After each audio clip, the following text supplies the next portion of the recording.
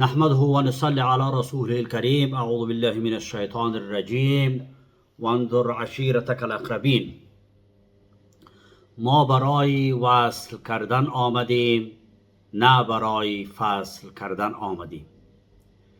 با سلام و احترامات به هموطنان و همدلیاران عزیز بدخشانیان گرامی، من میخواهم در ویدیوی امروز تتمه یا تکمله امو بحثی بدخشان را بیدار میکنم را ادامه بدم. دلیلی که من تصمیم گرفتم که ویدیوی جدید در ارتباط ثبت کنم، بعد از اینکه ویدیوی اولی را ما نشر کردم در فیسبوک بسیار زیاد مورد استقبال قرار گرفت. تقریبا 99% هموطنان ما از او استقبال کردن و او را کار نیک پنداشتند. ولی در عین زمان بعضی از دوستان و فرهیختگان و عزیزان ما برای ما تماس گرفتند، چه شخصا چه از طریق وسایل سوشیال میدیا. اونها پیشنهاد کردند که باید نام بعضی از اشخاص در اینجا مانده که گرفته میشد، اگر چنده که در ویدیوی اولی ما معذرت خدا گفته بودم که از صدها یا هزاران نفر بدخشی، دانشمند، شاعر، ادیب، شخصیت های سیاسی و تاریخی شاید نتوانیم نام همه را ما بگیریم. ولی پسان متوجه شدم که بعضی از این شخصیت ها بود که باید نامشان گرفته میشد. حتی جالبشی بود که بعضی از این شخصیت ها مباشر استادای ما بودن، من پیش از اونها درس خوانده بودم. و یک بخش دیگر هم چند تن شخصیت های معروف بدخشان است که در جریان چپ بودن یا اگر در جریان نهضت اسلامی نبودن، دوستدارا و طرفدارای از اونها را از این گپ خسته شدن که چرا از اونها نام برده نشد. من اینجا در حد توان باری مثبتی شخصیت های از اونها را بیان میکنم و باز هم تاکید میکنم یک بار دیگه که توان این ویدیوها از نام بردن تمام اشخاص و تبصره کردن 2 دقیقه 3 دقیقه درباره هر شخصیتی بدخشان این ناممکن است و این صدها ویدیو را در بر میگیرم. ما چند سال قبل یک برنامه را شروع کردم برای نوشته کردن به عنوان گلای را میگم تحت عنوان مشاهیر بدخشان، که ما همراه استاد عنایت الله شهرانی در امریکا تماس گرفتم و مشوره کردم. اونها برای ما گفتن که ما همین عنوان انتخاب کردیم و مواد زیادی را در این باره تهیه کردیم، ولی با اخلاص و شوق و علاقه ای که تو به این مسئله داری، ما از این عنوان منصرف شدم. این عنوان برای تو میتونم، حتی وعده کردم که من موادم برای تو کمک میکنم.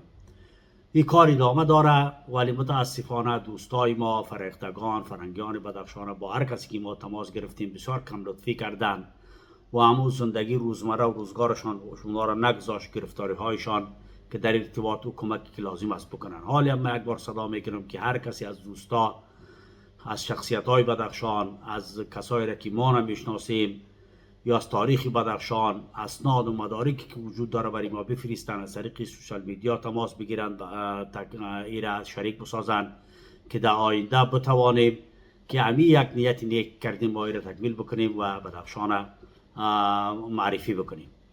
اگر چندی که درباره بدخشان کتاب‌های بسیار خوبی نوشته شده، از جمله فکر کنم عنوانش تاریخ قطغن و بدخشان است که مرحوم جمشید شعله در رابطه با بدخشان نوشته کرده و برادر دانشمند ما هم دکتر نظر مرادی یک کتاب کلانی در ارتباط تاریخ بدخشان اینها نوشته کرده و برادر عزیزی ما خواهانی صاحب انجینر خواهانی یک کتابی در این اواخر نشر کرده بود که متاسفانه ما رو به دست نیاورد و عنوانش و بعضی مقالاتش دیدم. این قسم کارات در هر جایی که صورت بگیره کار ستوده است. خوب، بازم یک بار دیگه یادآور بشم که بعضی شخصیت‌های در اینجا بود از بدخشان که اونا در سطح بسیار عالی و برجسته بودن که سری ما حق داشتن و بعضی از اونها استادای ما بودن که ما از اونها نام ببریم و این ویدیو را به مخاطر دوباره خدمت شما تقدیم می‌دارم. اول از طرفی که شروع میکنیم دکتر عمر شهید. دکتر عمر شهید فرزندی وکیل عبدالقدوس که از بلوچای کشم بدخشان بودند. او از جمله سابقین اولین نهضت اسلامی است در بخش جوانان نهضت و از مؤسسین حساب می رود. ما از جناب گرامی فقط یک کسیتش یک بار شنیدم، یک سخنرانیش که واقعا شخصیتی بسیار والایی داره. خب او آدم در تاریخ افغانستان و در تاریخ نهضت اسلامی مشهور است. بعد از قیامی که به ضد دولت دیکتاتوری داود خان اونا کردن و در بدخشان او را اسیر کردن و او اقدام ناکام شد و اونها را بردن و همراه دیگه اعضای نهضت اسلامی افغانستان، انجینر عبدالرحمن شهید، مولای عبدالرحمن شهید و سیف الدین نصرتیار و باقی اعضای نهضت اسلامی را که داود خان در اون زمان اونها را اعدام کرد و شهید کرد. من فقط خاطراتی که شخصی که از او دارم همراه استاد گرامی استاد سیاف می باشم که همیشه خاطرات زندان از او را قصه میکنه. از جمله خاطرات بسیار جالبشان را قصه میکنه که همراه پدرشان وکیل عبدالقدوس در زندان بودن. وقتی که در دالای زندان اینا را که پیره‌دارا میبردن و اینا 5 دقیقه 4 دقیقه وقت پیدا میکنن با هم صحبت کنن، میگه در حد ادبیات کتابی اینا با هم صحبت میکردن و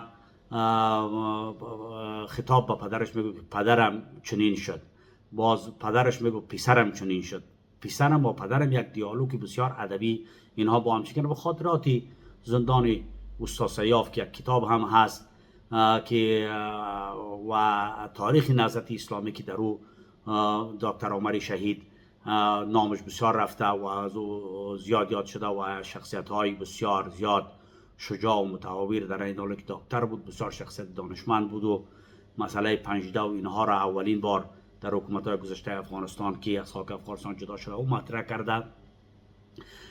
دیگه همه قدر معلومات ندارم، ولی برادر کلانش قوت ناصر عبدالودود ما از نزدیک دیده بودم، چند بار همراه پدرم خدمت از اونا مهمان شده بودیم.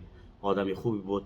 ما اینجا از قماندان‌های جهادی و از قماندان‌هایی که در جنگ‌ها بر ضد روس‌ها و بر ضد بعضی جنگ‌های داخلی شده چون یاد نمیبرم. اول به دلیل از اینکه تعداد از اینا بسیار زیاد است، دوم از اینکه که شما براتون تاریخی انقلاب معلوم است، تاریخی درگیری‌ها معلوم است که در این ارتباطات کشت خون شده، خون‌های ناحق ریخته شده، هر کس دشمن و دوست خود داره. باز نام بردن از یک تا نام نبردن از یک تا یه حساسیت خلق میکنه و علاوه بر این که وقتی ما را زیاد میگیره، اونها را خداوند مغفرتشان کنه، جهادشان را قبول بکنه، خدماتی که به مردم کنن خداوند قبول بکنه و از تقصیراتشان درگذره. من از اونها نام نمیبرم، کوشش میکنم که نام نبرم اگر تصادفی در جریان جا این حال میبریم. باز مراجعه میکنم به شخصیت ها که دکتر عمر شهید از شخصیت های بسیار چیزی بدخشان بود، ولی از جمله یک از شخصیت هایی که به فراموشی سپرده شده و واقعا و از یک نمیگم نابغه ولی از تقریبا از نوابغ فکری نهضت اسلامی افغانستان بود، غلام محمد آریانپور که ما ایرا از استاد شهید استاد ربانی شهید در پشاور شنیدم که اون وقتی که تبصره شد که اگر شما یک روزی نباشین کی نهضت اسلامی را قیادتش یا جمعیت به دوش میگیره، استاد گفت که آریانپور واری شخصیت ها ما داریم. غلام محمد آریانپور بسیار یک شخصیتی متفکر، علاوه از اینکه قماندان بود در جبهات قماندان بود ولی آدم بسیار با فکر بود و ما ایرا مستند و متواتر خبر دارم که فکریه تأسیس شورای نظاره برای قهرمان ملی احمد شاه مسعود اولین بار آریانپور شهید داد و آریانپور در تشکیلات و تأسیس و تفکر این نهاد او زیاد کار کرده. لازم بود که از او یادآور شویم. آدمی سوم هم که باز از او لازم است که یادآور شویم و حیثیت استادی برای ما داشتن قاری صاحب محمد ایاز نیازی است. قاری محمد ایاز نیازی از عنفوان جوانی و تحصیل رو آورد. او هم مدارج علمی را پیمود، حافظ قرآن بود، قرائات سبعه را میدانست. ما جوان بود که در نمک بنده‌ای وقتی که ما به پشاور رفتیم به حیث محصل ما به زیارت او رفتیم.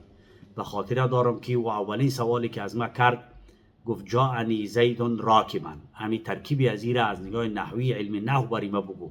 ما او را باز برش گفتم، بسیار مرا تشویق هم کردم. یک اتاق داشت در نمک بنده‌ای، استادی قاریای نمک بنده‌ای بود.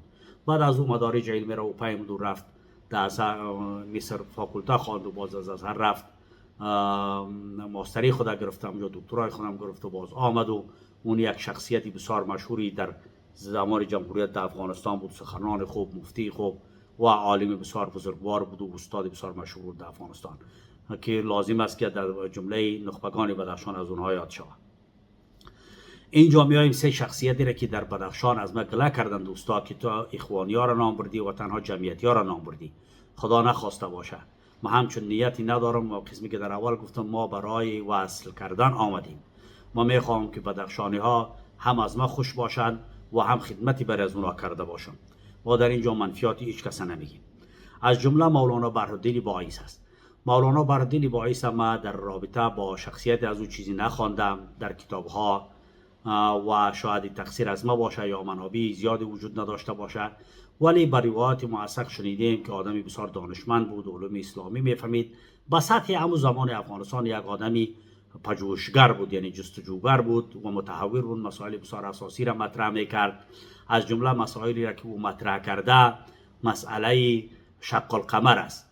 اقتربت الساعت و انشق القمر، این در قرآن کریم آمده و حدیثی صحیح نبوی که پیامبر صلی الله علیه و سلم که از معجزات در حدیث ثابت است که اشاره به قمر کرد و شق القمر صورت گرفت و هنوزم در ارتباط مضامین زیادی در یوتیوب است و در گوگل است که شما میتونید که به او مراجعه بکنید و گوش کنید. او در پوهنتون کابل در زمانی که محصل بوده این مسئله را مطرح کرده، یک گویا من نمیفهمم، حقیقتش تشکیک کرده در اینکه گپ درست نیست و این صورت نگرفته، واقعا حقیقتی گپ من نمیدونم. اما علت باعث شده که سر از او جنجال شد و او را از فاکولته شریعت یا از پوهنتون کابل همون زمان اخراج بکنند و به یک شخصیت جنجالی بدل شد. ولی طبقی که از گفته پیرواش و کسایی که از نزدیک او را میشناختند میگفتند که آدمی بسیار نبوغی، بسیار فکری داشت و آدمی بسیار جستجوگر بود و در عین زمان آدمی بسیار متحور و انقلابی بود که باز هم پیرواش اگر فکر کنم در اوایل انقلاب در زمان ترکی که سفیر امریکا را گروگان گرفتن و خواهان آزادی از او زندان شدن که اونها هم در اونجا کشته شدن و مولانا را باز در زندان همراه باقی هزار نفری زندانیای سیاسی که از چپ و راست که در زمان کودتای بعد از کودتای خلق و پرچم اونها اعدام شدن که تعدادشون به 100,000 یا 50,000 نفر برسه و اول است مشهور هم که حفظ الامین در دیوال آویزان کرد از اعدام 7,000 نفر که او شما خبر دارین، در اون جمله همه از اینا شهید شدن. از مولانا طاهری باعث بدخشی، از مولانا باعث ما همه قدر معلومات دارم. یکی از دوستای ما را مگه اشتباه نکنه با نام دلداری صاحب یک مقاله آنها را در فیسبوک نشر کرده بودن که من او را خواندم و باورم نشد که از اونها باشه.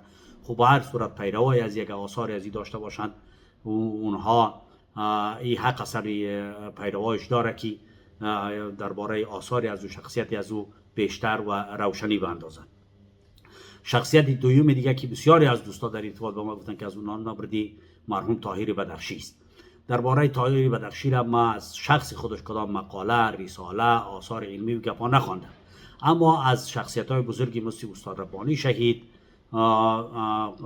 چندین بار درباره‌شان صحبت کردن. یکی در صحبت‌های خودش استاد تا در سخنرانی‌های رسمیش از او یادآور شد گفت و حتی در شخصی را ما بعضی سوالا کردیم گفتن من یا لازم نمیدونم که من اونها را یادآور شوم، معلومات ما در همین حد است و این را میدانم متأکد که همراه 6 نفری که اولین بار حزب دموکراتیک خلق افغانستان که تأسیس کردند، نور محمد ترکی، حفیظ الله امین، دستگیری پنشیری و طاهری بدخشی و باقی اعضای حزب دموکراتیک خلق افغانستان از مؤسسین حزب دموکراتیک خلق افغانستان است که حزب چپی، ماتریالیستی یا سوسیالیستی وابسته به مکتبی مارکس و انگلس بود. ولی بعدها بدخشی به هر دلیلی که بوده از این جریان جدا شده و محفلی را به نام محفل انتظار تأسیس کرده که در اون ارتباط ما بعضی مقالات در فیسبوک اینها خواندم. طرفدارایشان میگن که از جریان خلق و پرچم جدا شده، ولی درباره شخصیتشان من از دو آدم روایت اینجا دارم که هر دوشان راویان صادق هستند. یکی از استاد فضل الرحمن فاضل که دو روایت برای ما کردن. یکی روایت شبیه بود که اونها در زندان طاهری بدخشی شاید بعد از تأسیس حزب دموکراتیک و بعد از جدای و زندان رفتن و با حوادث سرش تاثیر کرده، ای از چپ جدا شده بود و میگه که در زندان قرآن هم میخواند و نماز هم میخواند. اما قدر روایت یاد چی دارم و فاضل صاحب آدم صادق مصدوق است و این روایت برای ما گفت. روایت دیگر هم از بعضی دوستا شنیدم که همراه استاد ربانی شهید رفته بودند به دیدن آقای دهقان کابلی در کابل. او آقای دهقان کابلی آدمی صوفی مشرب بوده. از اونجا که برآمدن طاهری بدخشی از استاد ربانی شهید پرسیده که در آقای دهقان چی یافتی؟ از آنجایی که استاد ربانی شهید آدم مبارز و نهضتی اخوانی و روشنفکر بود، با مسئله تصوفی گپا نمیفهم که چی بوده، چیزی گفتم اونجا. باز طاهر برش گفته که نه اعتقاد خود درباره شخصیت چینک که سری تو ضرر داره. این معناش است که اونا آدمای متقی دیگه پا بودن، خب حوادث زمان و جریان‌های افغانستان رو داشتن. من همه قدر درباره زندگی شخصیشان هم قدر میدانم که یک خانمی داشتن از بدخشان، از یک فرزند داشتن به نام بایقرا.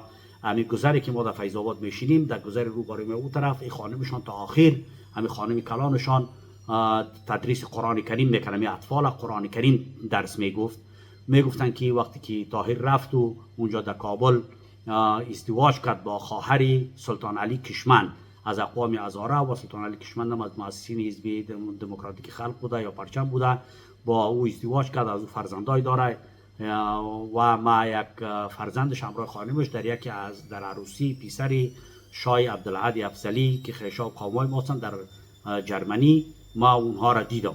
مردمای خوب و محترمی بودن. من در همین حد درباره از اونها معلومات دارم.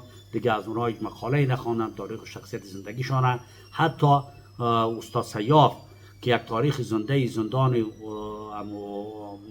تشنجای سیاسی که بعد از کودتای خلق پرچم آمد، درباره از اونها زیاد صحبت نکردن و زیاد چیزی نشنیدن. تنها هم میگه که در پوانتون کابل می آمد، یک آدم قد بلند بسیار خوش جوان بود، در دروازه پوانتون کابل ایستاد میشد، زیاد وقت میگه پوانتون می آمد و میره.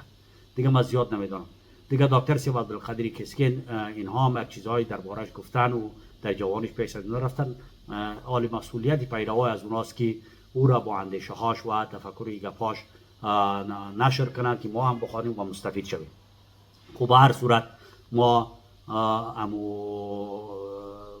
کاری هر کسی که رفته از این دنیا اذکروا محاسن موتاکم به خداوند میسپاریم و بدون شک اینا مردمان متفکر بودن. هم یک جرقه وارد کردند که از ظلم استبداد زمان خودش بوده، یا همین حوادث و ظلم و بی‌عدالتی ها در یک جامعه باعث از این میشود که مردمان شخصیت و آگاه و روشنفکر عکس العمل نشان بدن. من درباره از این شخصیت ها زیاد نمیدونم و یادآور شدم که دوستا بدانند. بعضی دوستای ما را برای ما تماس گفتن از آقای پیدرام یاد نکردی که فعلا یک کتله و یک گروهی را در مسائل قومی و گپا اینها رهبری میکنن و پیش میبرن و قایلش هستند. من اینجا دوست دارم که هم خاطرات شخصی خود که من 30 سال میشه و همراه پیدرام صاحب شناس دارم، کمتر از 30 سال، تقریبا 29 سال 28 سال. خاطره اولی ما همیسته که من مضمون ثقافت اسلامی را که استاد سیاف در سال 73 و 74 در زمان اول حکومت استاد شهید که آغاز کردن در پوهنتون کابل که را تدریس بکنن، تاسیس بکنن، از من شخصا خواستن. ما اسیستانت علمی استاد سیاف بودم. اونجا ما مضامین را که استاد سیاف تدریس میکرد، باز من را از کسی پیاده میکردم و باز پیاده کردن مراجع زیرا میپالیدم، ریفرنس، احادیث، تاریخ، آیات، قول فقها، هر چی که در ارتباط همو ثقافت اسلامی بود من تخریج میکردم، با این نوت ها تهیه میکردم که فکر میکردم با یک تغییر و تبدیلات کامل هنوزم در پوهنتون کابل تدریس میشود. ما سالهای 74 و 75 اسیستانت استاد سیاف در پوهنتون کابل و اسیستانت علمیش از همون زمان تا حال همراه شخصیت بزرگ ماندیم. باز در این زمان ما صنف 3 فاکولته ادبیات هم مضمون ثقافت اسلامی را خودی من درس میگفتم. تصادفی ما اونجا که رفتم، پیدرام صاحب به خاطر از اینکه همون درساشون را تکمیل مانده بود سال 74 و 75 در پوهنتون کابل در پوهنځی ادبیات صنف 3 اونها همونجا محصل بودن. این به معنی از اینه که سوی از ما پایین است، آدم بسیار دانشمند است، آدم بسیار فهمیده است، ذهنش در سویه نبوغ قرار داره، هر چیزی را که پیدرام میخواند در ذهنش حک میشه و حفظ میشه. و من یک سمستر بعد از اونها اونجا درس گفتم. حتی در این درس ها همراه ما بسیار زیاد کمک کردن و بسیار آدم محترم بودن، احترام کردن. از اون زمان به این طرف این لطف دارم با اینکه سالش از من کلان است، ما را همیشه استاد یاد میکنه. این خاطراتی ماست و من خاطرات اولین ملاقاتی که با پیدرام داشتم امی بود. و من نبوغ ذهنی پیدرام از اونجا فهمیدم که وقتی که ثقافت اسلامی را که من در سمستر که امتحان میگرفتم، در مقابل یک سوال پیدرام یک کتاب شیخ عبدالعظام که پرسش‌ها و پاسخ‌ها پیرامون جهاد افغانستان بود و کتاب دیگه اش الجهاد فی الاسلام، ترجمه فارسی از اینه که همین کتاب ما ترجمه کرده بودم. خودی من یک کتاب بسته در یک سوال نوشته کرده بود. ما با ذهن از این حیران ماندم که چه قسم حافظه داره، بسته یک کتاب در ذهن از این بود. بعد از او در زمان جمهوریت پیدرام دیگه همو مسائل اتنیکی، همو قومی و مسائلی که همو یا استبداد یا هژمونی یا قوم باشه این مسئله را مطرح کرد، مسئله حقوقی فارس ها و تاجیک ها را این مطرح کرد و یک صدای بلند در پارلمان بود و واقعا از طریق مدرنش و همو از طریق قانونی و بسیار روشنفکرانه و چیزی مسائل مطرح کرد و فعلا در جامعه پیروای زیادی دارد، طرفدارای زیادی داره. اگرچند که دوستا بعضا اگر کسی که سری آقای پدرام گپ بزنه به داود شما میگه پاداش بپردازن و همچنان جانب مقابلی که از نظر من پسندیده نیست و ما همیشه گفتیم که سخت گفتن زشت گفتن نیست کاری عاقلان، از برای نرم گفتن شد زبان به استخوان. بدون شک پدرام یک از شخصیت‌های مطرح است، مطرح باقی خواهد ماند. آدمی فهمیده است، اهل مطالعه است. پدرام اگر 4 جمله را نقل کنه در 4 تا دانشمند غربی یا فیلسوف نقل میکنه. خب به هر صورت مهم نیست که یک کسی در مکتبی ما باشه، در مکتبی اخوان باشه، در نظر اسلامی باشه، ما با او احترام داشته باشیم، اگر نداشته ما با او اقتدا داشته باشیم. چرا حکم قرآن کریم است که ولا یجرمنکم شنآن قوم علی الا تعدلوا اعدلوا هو اقرب للتقوا. میگه یعنی مخالفت یا دشمنی با یک قوم با یک مردم و گروه باعث از این نشه که شما عدالت مراعات نکنین.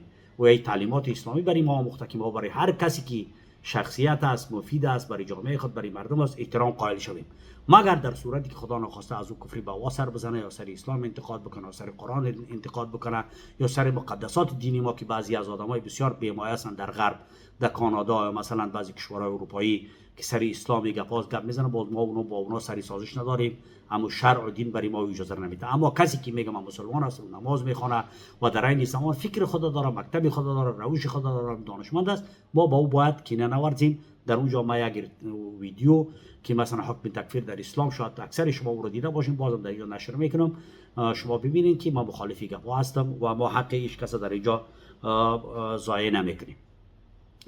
از جمله شخصیت‌های بسیار بزرگی دیگه که ما باید نامی از اونها ببریم، مولوی سمنوری بدخشانی است که واقعا دوستا که از من انتقاد کردن، مولوی سمنوری بدخشانی از سالها در کراچی در یک مدرسه تدریس میکنه و یکی از علمای بسیار مشهور در جهان اسلام است و عالمی بسیار بزرگ است. از تمام شاگردان از که ما شنیدیم میگن بسیار عالمی بزرگ است. ما خودم مباشر شاگردشان نبودیم، ولی آدمی عالمی بسیار بزرگ است، یعنی نامش ماندگار در جهان اسلام میباشه، اگرچه در بدخشان نباشه در جهان اسلام باقی میمونه.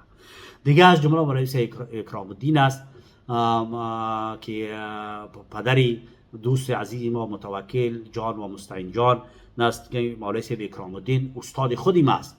مولوی سیب اکرام الدین استاد خودی است. یک مدت کوتاهی دیگه اینا یک تفسیر نوشته کردند درباره قرآن کریم، تفسیری بسیار بزرگی است، عالم بسیار بزرگی بود. این مستحق عزیز که ما از اینها نام ببریم. همچنان دامادی از اینها مولوی سید نظرالله که ما خودم 1 سال کامل پیش درس خواندیم در چمکنی در مدرسه عبدالله ابن مسعود. مولوی سید نظرالله 7 روایت قرآن کریم حافظش بود، بسیار صدای زیبا داشت و در زمان حافظ قرآن بود. ببینین این شخصیت ها گمنام ماندن. این قرآن به 7 روایت یاد داشت، به 7 روایتی که هم 7 روایت معاصر در قرائت سبعه میگن یاد داشت و قرآن تلاوت میکنه و در این زمان بسیار عالم و فقیه بزرگ بود. ما پیش درس خواندیم.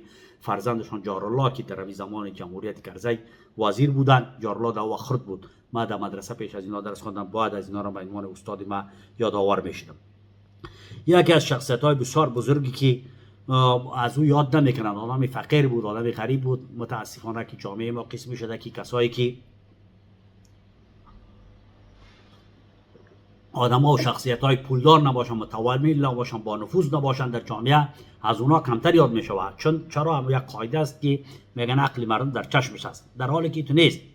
ما هدف ما از این ویدیو است که شخصیت‌ها را گمنام ماندن و شخصیت دارن. ما ابوالفضل بدخشانی که شاید قرن‌ها پیش تک شده باشه و کتاب از او 4 نفر دکتر موسی قرنی و استاد دکتر عطاالله اینها سرش دکترای خود نوشته کردن. 4 نفر درباره رساله از در اصول فقه از اون نام بردم. هدف ما از این شخصیت‌های همو پاک و نابی غیر جنجالی و اینهاست. هدف ما نام بردن ارباب‌ها، مردمای با نفوذ، مردمای وکیل، ملک اینا نیست. اگر این باشه در فامیل خود ما 10 نفر است که ما باید نام ببریم، ولی ما این کار نمیکنیم. از فامیل ما معلم سید داود جان و قاضی باقی که از اوایل نهضت اسلامی بود که همراه پدرشان حاجی صاحب محمدی، اینها را شما میدانید که در اول خلقی آمدن در زمان منصور هاشمی در بدخشان، همه از اینا را در جمله 5-6 هزار نفر را که در دریای اعدام کردن انداختن اینها بودن. ما از اینا نام نبردیم، ما فقط خواستیم که طوری مثال همین بدخشی‌ها که از اونها آثار مانده، بیشتر مثلا ما طرف شهران خاش رفتیم که در اون ویدیوی گذاشتم از استاد نظیر، از استاد نظیف، از استاد شهرانی ها چندین تا هستن، از اینا به خاطر که از اینا آثار مانده، از اینا چیزی ماندگار مانده، اینها را مثلا یادآور شدم. هدف ما این بوده، هدف ما نام بردن آدمای صاحب رسوخ و صاحب نفوس و ارباب نیست. دیگه مولوی صاحب جمال ناصر ایجاد آور شده. مولوی جمال ناصر شاید شما یعنی با سادگی نامی از آدم باید نبره. مولانا جمال ناصر دین میدانید، صرف میفهمید، نحو میفهمید، منطق میفهمید، بیان میفهمید، علوم کلاسیک مقدمات را میفهمید، باز علم تفسیر میفهمید، حدیث میفهمید. علاوه از این دیوانی اشعاری علامه اقبال لاهوری را شما باور کنید که مولانا جمال ناصر از حفظ داشت. وقتی که در پیش میگفت یک بحر است صحبت کرده او را گوش کنید. ما فکر میکنم در مسائل علوم دینی و فلسفه اسلامی میفهمم. یک روز ما از تاریخی را پرسان کردیم، شما باورتان شود که این تاریخ شرق جنوب شرق آسیا را، تاریخ بنگلادش، تاریخ پاکستان، تاریخ هندوستان و کشورهای اطراف زیر، تاریخ ایران، تاریخ افغانستان، اینقدر یک آدم پر معلومات دانشمند بود. مولوی جمال ناصر هم یک ذره کمی آدم شوخ طبع بود، ولی آدم بسیار بزرگ و شخصیتی بسیار علمی بود که من خواستم از او نام ببرم در اینجا. دیگه از جمله شخصیت هایی که در اینجا در جامعه فقط ضمنی یاد کردم که شاید در رأس قرار بگیره، در مسئله اگر در لیست بیارم در رأس قرار بگیره، سید محمد موسی توانا است. استاد توانا که مشهور است در افغانستان، دکترای خود از ازهر مصر گرفته، کتابی بزرگی نوشته کرده به نام الاجتهاد و مدى حاجتنا الیه فی هذا العصر. کتاب پیش ما است. ما از فرزند گرامیشان در وزارت خارجه اجازه ترجمه از او را گرفتم، چون یک میراث علمی خانوادگی است. ما از او اجازه گرفتم که برای ما اجازه دادن و از مادرش و از برادرش اجازه را برای ما گرفتن. اجازه برای ما محفوظ است. من کتاب ان شاء الله ترجمه میکنم و یک نسخه‌اش مدارم. نسخه های از در افغانستان بسیار کمیاب است. استاد توانا شخصیت ساده نبود. استاد توانا یک بحری از علم بود، یک بحری از شخصیت تئوری بود. من خاطرش یاد میکنم، یک روز همین گفتن که رهبرای افغانستان اخوانی این چیزا در پانتون ما 4 سال استادی ما بود مباشر از این مدرس میگه بازجا خنده کرد که چرا هم اخوانی بیچاره بدنام میکنید؟ اگر نام بردن از اخوانی افغانستان باشه، اخوانی های دنیا بدنام میشوند. اینا اخوانی نبودن. خب با مو ادبیات خودش گفت که اینا اخوانی نبودن، اینا خط اخوان بدنام کردن. باز خود چه قسمی اخوان در افغانستان آمد، باز از استاد دعازی شهید نام برد و از خودش نام برد که ما بیچاره غریبی بیچاره که جا شیشتیم همین نوت ها را اول آمون نوشته کردیم، یک تئوری اسلامی را نوشته کردیم، با جوانان نشر کردیم. از این جای گپ آغاز شده. استاد توانا شهید مادرش هنوز در راغ شهر بزرگ بدخشان دفن است که در آخر زندگیشان خانه مولانا عبدالمعروف راسخ آمدن. از جا مولانا عبدالمعروف راسخ را کمک کرد و در سال آخری که حیاتشان بود رفت به زیارت قبر مادرش و قبر مادرشان زیارت کرد و از اونجا بازگشت و بعد یک چند سال بعدش وفات کرد. این شخصیتی است که ما کتابش ترجمه کردم، ان شاء الله که خدمت بسیار بزرگی باشه. اینا شخصیت‌های بدخشان بودن، شخصیت‌های بسیار خوبی در بدخشان بودن که بعضی‌اش در حافظه من میاد. شما سانا ننگارید مرحوم صوفی قربان، صوفی قربان در بدخشان شاید مردم فکر کنند صوفی عادی چی بود، ولی صوفی قربان از مؤسسین نهضت اسلامی و استاد صاحب همیشه صحبتایی که میکنم میگه که صوفی قربانی کار کرد. در اتحادیه محسنین رفتیم که اونجا واسط باختری اینا اجازه نمیدادن که امو بسم الله الرحمن الرحیم در راسی امو برنامه اتحادیه محسنین نوشته شود. میگه یگانه نفری که در میدان ماند صوفی قربان ماند و ما ماندن در اونجا که ما مبارزه کردیم. بالاخره می اتحادیه لغو شد. ما گفتیم که بدون از اینکه بسم الله را در این نوشته که با نام خدای را آغاز کنیم ما را قبول نکنیم. از اون شخصیت با همیشه در میدان مبارزه و حضور داشت و وجود داشت. آدمی حریصی هم نبود. ما از استاد پرسان کردیم برش کمک میگفت که هیچ وقت از ما یک بارم یک کمک مادی نخواسته و در این زمان قدرت ها و نظام جهادی گبا در پیش آورد. اونها آمدن همراه استاد بسیار بزرگواری ما استاد صایف شهید که واقعا شخصیت آرام و خاموش بودند ولی یک شخصیت بسیار لطیف و مهربان بودند. عالم بودند، دانشمند بودند، تمام مراحل درسی را خوانده بودند، باز در مصر درس خوانده بودند. برادری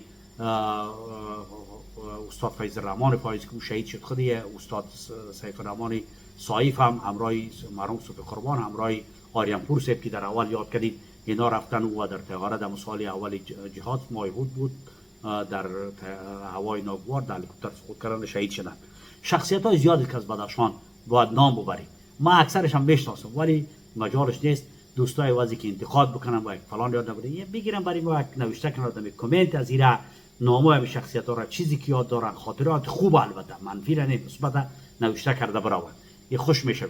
سلامت باشید، زنده باشید. امیدوارم که من دین خدا یک بار دیگه در برابر بدخشانیان عزیز خود و بدخشان گرامی ما ادا کرده باشم. یک نکته دیگر را یادآور میشم که از کنارهای رود آمو که اونجا مناطق بسیار فرهنگی بدخشان دیدم، مثلا اشکاشم، شغنان و روشان و دروازها، در اینجا بسیار شخصیت های ادیب و شاعر و ابیگبا در تاریخ بدخشان درشن، مثلا مرحوم مولانا ذره و امثال از شاید ده ها نفر باشه که ما نشناسیم. یعنی وظیفه دوستاست که در کامنت همین ویدیویی را نوشته کنن، از این شخصیت ها داور شود که دین همون شخصیت از اونها ادا شود. ما علاقمند هستم که آدمای مثبت در تاریخ همیشه زنده نگه بدارم و به عنوان یک الگو برای جوامع خود چکنن. ما در شغنان اونجا وظیفه اجرا کردیم، رفتیم مردماش دیدیم، بسیار مردمای خوبی دارن. حتی در بخش موسیقی روز یک دوستی ما به نام مولا حسنک از نام واقعش یاد نکنم برای ما گفت عبد محمد کشمی از میرو مفتون است که واقعا من بدخشان هر چیز دوست داشتنی است.